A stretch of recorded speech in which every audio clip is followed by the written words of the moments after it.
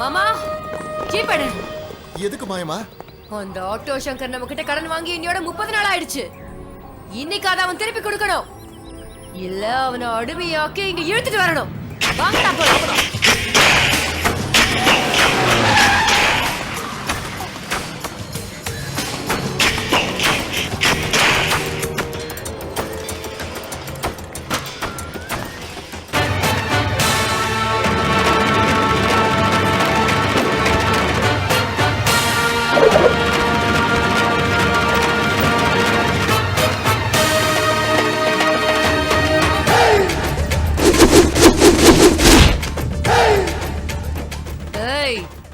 வாங்கடா, இந்த கேடு கெட்ட ஆட்டோ சங்கர உதைச்சு இழுத்துட்டு வாங்கடா. என்ன உதைக்கிற காலு இன்னும் உருவாகவே இல்லடி. ஏய், எனக்கு முன்னாடி இப்படி ஆட்டிட்டு இருக்க உன் காலை எப்படி வெட்டணும்னு எனக்கு தெரியும். வேணா பாக்குறியா? இழுத்துட்டு வாங்கடா அவனை. 10 நாள் முடிஞ்சிருச்சு. சனி மாறி வந்திருக்க, என்ன இழுக்கவே முடியாது.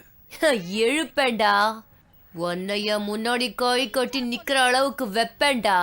அன்னைக்கு என்னமோ இது பிசாத்து காசு நீ என் முன்னாடி தூக்கி எறிஞ்சு பெருமையா பேசுனல, இப்ப பேசுடா பாக்கலாம்.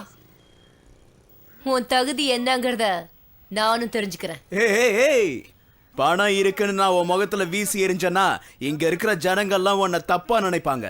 துட்டு கொடுத்தா இவ வந்துருவான்னு எல்லாரும் சொல்லு விட்டுக்கிட்டு உன் வீட்டு வாசல்ல கியூல நிப்பாங்க. முதல்ல எனக்கு கொடுக்க வேண்டிய கடனை தூக்கி எறிஞ்சிட்டு அதுக்கப்புறமா என்ன கிண்டல் பண்ணிடா பொறுக்கி. கடனா? எந்த கடன்? என்ன சொல்ற? யாரு கொடுத்தா, யாரு வாங்கினா? அது சரி, நீ யாரு? ரொம்ப நல்லாவே நடிக்கிற. பெரிய ஹீரோ மாதிரி எல்லாருக்கும் ஷூரிட்டி போட்டுட்டு லட்சக்கணக்கில் பணத்தை வாங்கிட்டு போனல, அந்த பணம்டா கண்ணா. ஐயோ கடவுளே, அட்ரஸ் இல்லாதவங்களுக்குலாம் கடன் கொடுத்திருக்காளே. ஐயோ பாவம். சொல்லுங்கடா அவகிட்ட. ஏய், இந்த ஏரியா முழுக்க நெருப்ப நீ வச்சுட்டு எவ்வளவு கீழ்த்தரமானவங்கிறத நீ காமிச்ச.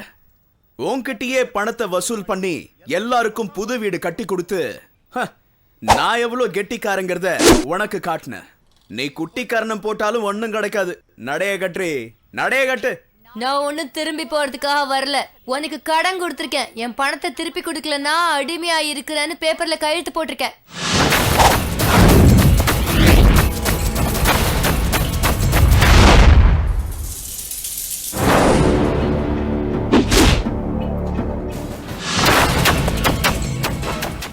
ஃபர்ஸ்ட் ஆஃப் ஆல், எங்களுக்கு வட்டிக்கு கடன் கொடுக்க உங்ககிட்ட லைசன்ஸ் இருக்காடி? மணி லெண்டர் 1961 ஆக்ட் பிரகாரம் என்ன சொல்லிருக்கு தெரியுமாடி?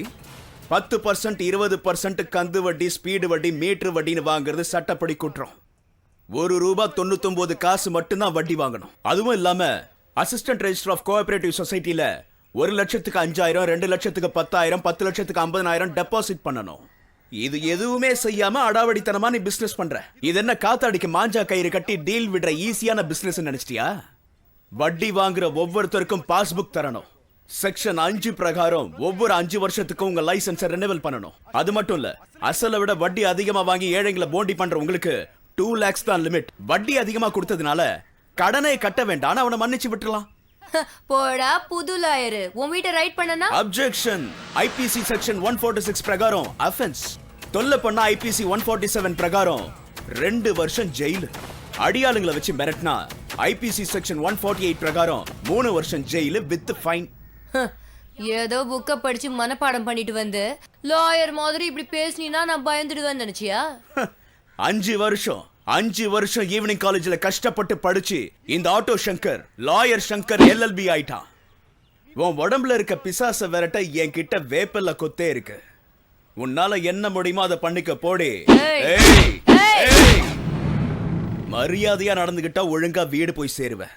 இல்லன்னா எங்க வீட்டை எரிச்ச மாதிரியே இவங்க எல்லாரும் முன்னாடியே உன்னை எரிச்சு சாம்பலாக்கிடுவேன். போடிங்க இருந்து. Objection your honour, objection. மாமா சொன்னா கேளு மாயமா, இங்க இருந்து போயிடலாம். சொன்னா கேளு, விஷயம் இருக்கு. வா.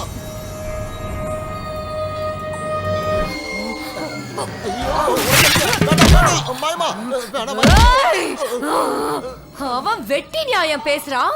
நான் போற சோத்து தின்னுட்டு நீ அவனுக்கு சப்போர்ட் பண்ணி பேசுறியா? வெக்கமால எந்த திமிரு உனக்கு? மாயம்மா நீங்க என்ன தப்பா புரிஞ்சுக்கிட்டு இருக்கீங்க. ஆனா அவன் பேசின பாயிண்ட் சரியா தான் இருந்தது. அதான் ஏய், அவனை புகழாத. அவன் ஒரு எல்போர்ட் லாயர். அவன் என்னோட முடிவுக்கு ஒத்துக்கலனா அவன் கையில விளக்க மாட்டி தெருவா இழுத்துட்டு போய் ஜெயில தள்ளுவேன்.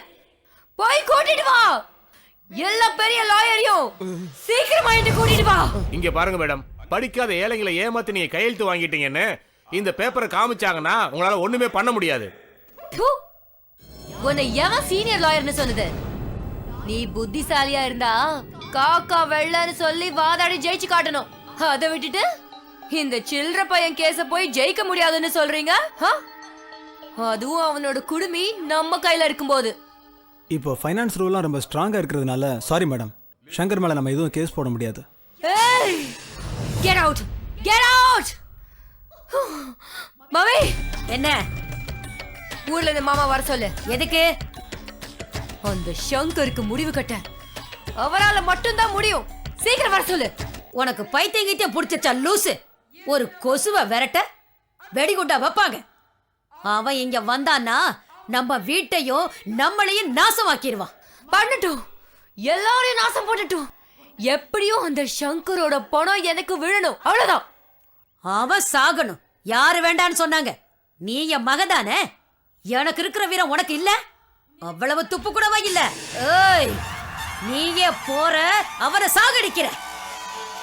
அப்படி இல்ல நீ ஒரு கோழை. நான் ஒரு புடவைய தரேன், அத கட்டிக்கிட்டு பேசாம மூலையில உட்காரு. டேய், அருவாளை எடுங்க. நானே போய் அவனை ஒரு கை பாக்குறேன். மம்மி,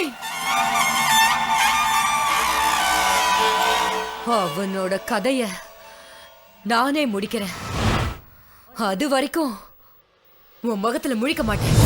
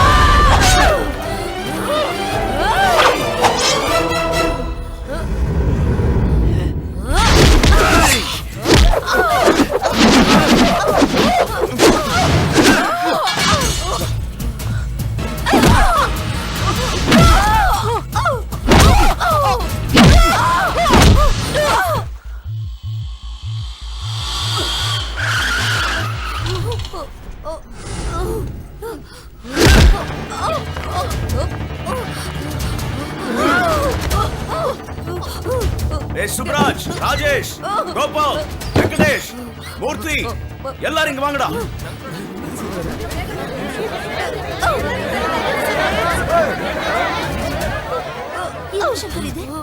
சட்டையில ரத்தமா இருக்கு. இந்த பிடாரி என்ன கொல்ல ட்ரை பண்ணா. இவ பண்ண வேலைக்கு மர்டர் கேஸ்ல புக் பண்ணி இவள உள்ள தள்ளணும். இவள நாம ஜெயிலுக்கு அனுப்பிச்சாலும் இதை திருத்த முடியாத ஒரு ஜென்மம். இவள நாம ஒரே அடியா முடிச்சாகணும். அதுக்கு தான் இவளை இங்க கூட்டிட்டு வந்தேன்.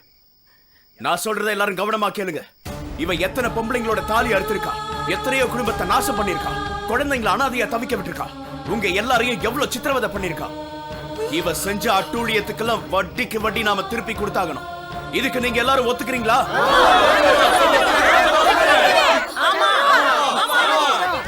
எழுந்துருடி.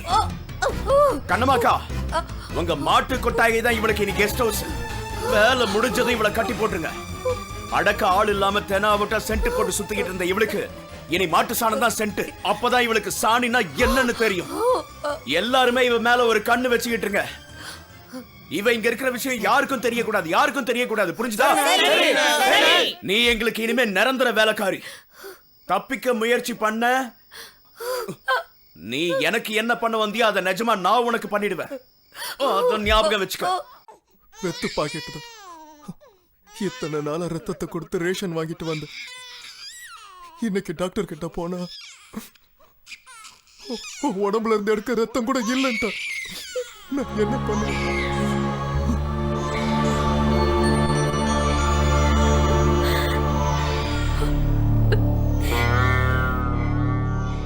பசியில நம்ம குழந்தை அழுதுகிட்டு இருக்காங்க.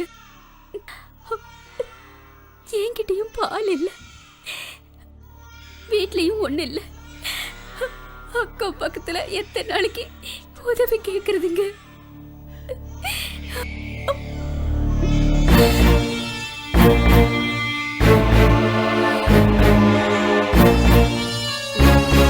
ஐயோ கடவுளே, நான் எந்த ஜென்மத்துல என்ன பாவம் பண்ணணும் தெரியல.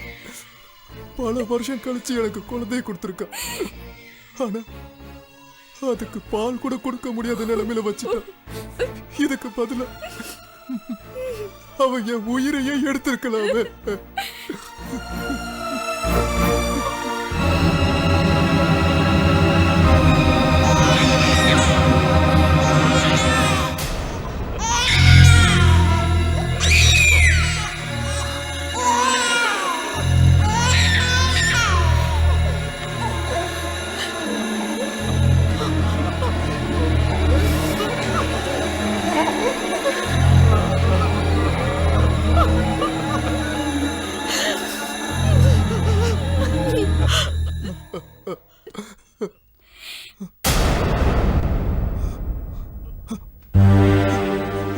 என்னடி பண்ண?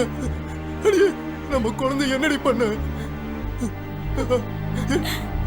அவ வாய் மூடிட்டேன். அவ அழுது என்னால கேட்க முடியல.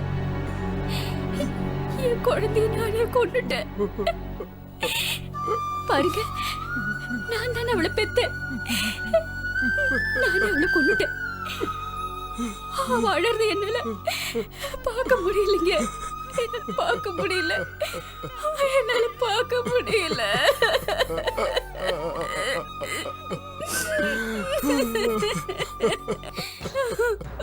ஏய் ஏய் ஏ ராமையா, ஒரு வருஷமா வட்டியும் வரல, அசலும் வரல. எங்கடா பணம்? குர்ரா. என்கிட்ட ஏதுமா பணம்? ஃபேக்டரியை மூடி 1 வருஷம் ஆகுது. ரொம்ப கஷ்டத்துல இருக்கம்மா. டேய் பொறம்போக்கு, என் பணம் வர்ற வரைக்கும் உன் பொண்டாட்டிய அடமானமா என் கூட அனுப்பு. உங்ககிட்ட வாங்கின 10,000த்துக்காக இப்படி எல்லாம் பேசக்கூடாது. அப்படித்தான்டா பேசுவேன். என்னடா செய்வ? என்ன செய்வ? கடன் வாங்கும்போது நடிப்பீங்க, வசூலிக்க வரும்போது சீருவீங்களா? விடு அவரை. ஒரு பொம்பளை செய்யற காரியமா இது? குறுக்க வந்த சீவிடு வண்டி. ஏய், எங்கடா என் பணம்? எங்க? குடுறா, நீ குடு என் பணத்தை. நீ மனுஷியா இல்ல ராட்சசியா? போ இங்க இருந்து. போ. ஏய், விடு. விடு என்ன? டேய் பெரியவனே, சின்னவனே, அவங்கள வெட்டுங்கடா. டேய்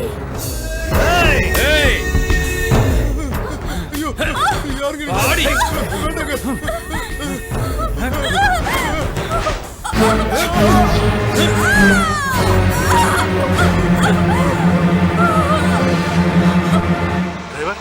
கார் நிறுத்து.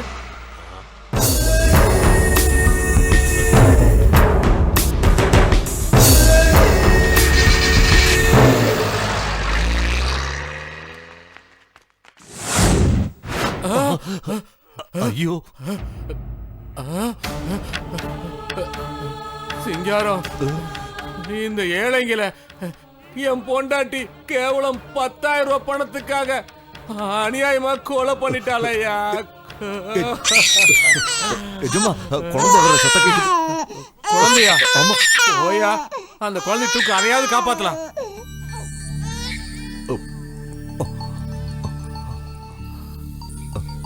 இந்தாங்க. இந்த குழந்தைய நான் அனாதையாக விட மாட்டேன்.